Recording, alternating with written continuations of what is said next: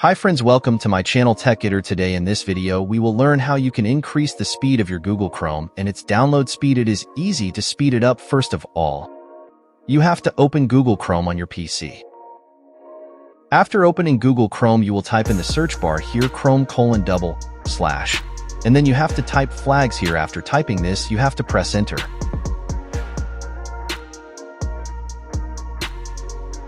After this, here in the search bar, you have to type parallel. After typing parallel, you will see an option named parallel downloading. You can see that pilot downloading option is available here. It is set to default. You have to change it to enabled.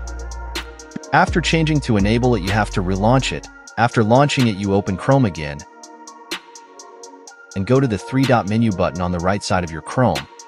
And then you go to the option in the settings. In the settings, you will search above the background as I have typed back here. You can see that after typing back here below, I will see the option named Continue Running Background Apps when Google Chrome is closed. You have to disable this particular option, and below you will also see an option called Use Hardware Acceleration when available. You have to enable it. So note that you have to disable the first option and allow the second option. After doing this, your Google Chrome speed will increase. If you like the video, then like and share it.